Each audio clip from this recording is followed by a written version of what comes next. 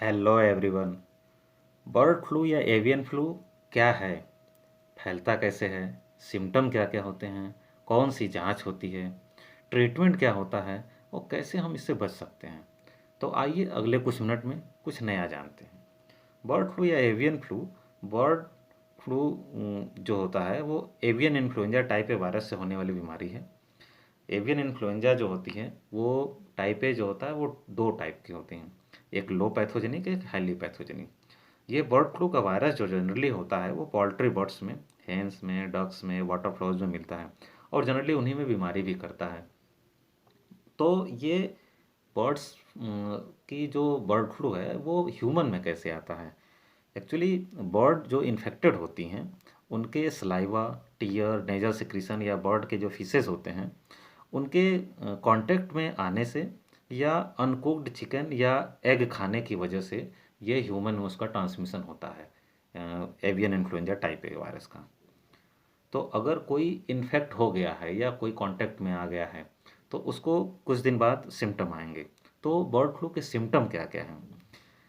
Human में bird flu के symptom जो होते हैं जनरली इन्फेक्शन के 3 से 5 दिन या कभी कभी 2 से 8 दिन बाद आते हैं और उसमें जनरली जो सिम्टम होते हैं वो हाई ग्रेड फीवर और हेडक, सर दर्द, कॉफ, खांसी, सोर थ्रोट, गले में खराश बनी रहना, ब्रेथलेसनेस या शॉर्टनेस ऑफ ब्रेथ जो सांस लेने में दिक्कत, मसल पेन, बदल में दर्द होता है। और कुछ लोगों में देखा गया है कि वॉमिटिंग, डायरिया, स्टमक पेन या कंजंक्टिवाइटिस, आंखों का लाल होना भी पाया गया है। अब बर्ड फ्लू केवल साइन सिम्टम के बेसिस पे हम डायग्नोस नहीं कर सकते हैं, क्योंकि जो नॉर्मल फ्लू होता है उनके भी ऐसे ही साइन सिम्टम्स आते हैं और जो कोविड का फ्लू है उनके भी ऑलमोस्ट ऐसे ही साइन सिम्टम आते हैं। तो हम केवल साइन सिम्टम के बेसिस पे बर्ड फ्लू को हम डायग्नोस नहीं करते हैं। इस वजह से बर्ड फ्लू के डायग्नोसिस के लिए हम नेजल स्वैब या थ्रोट स्वैब लेके आरटीपीसीआर टेस्ट करते हैं और जिससे हम कंफर्म करते हैं कि हाँ ये बर्ड फ्लू है या नहीं है। अब अगर बर्ड फ्लू की डायग्नोसिस कंफर्म हो गई है तो इसके लिए ट्रीटमेंट क्या होते हैं। तो सीडीसी रिकमेंड करती है कि जो बर्ड फ्लू है उसके लिए एंटीवायरल जो हैं ओसेल्टाइमेविर जो कि टेमीफ्लू के नाम से आती है, या जैनामेविर जो कि रेलेंजा के नाम से आती है, या पैरामेविर, ये जो होते हैं बर्ड फ्लू के अगेंस्ट बहुत इफ़ेक्टिव हैं।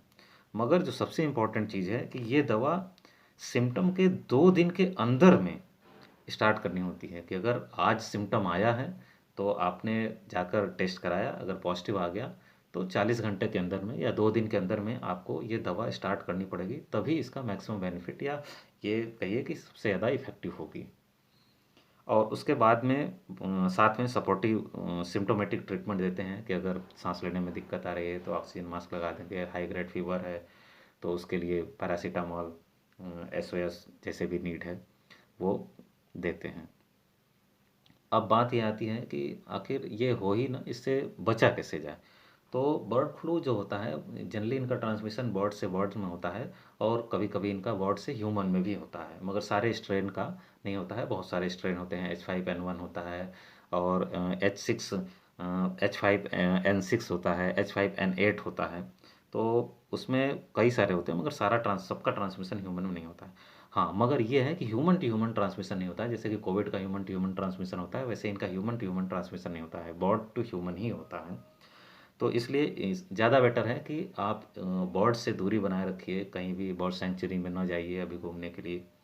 और जो ये नॉन वेजिटेरियन हैं या एगिटेरियन हैं वो अगर खाते भी हैं तो प्रॉपर कुक्ड चिकन खाएं या एग खाएं जो कि 70 डिग्री सेल्सियस से ऊपर का होना चाहिए, क्योंकि 70 डिग्री सेल्सियस पे इन्फ्लुएंजा का जो ये avian influenza type A virus है वो किल्ड हो जाता है। तो अगर प्रॉपर कुक्ड करके एग या चिकन खा रहे हैं तो उससे दिक्कत नहीं है, फिर वो सेफ़ है।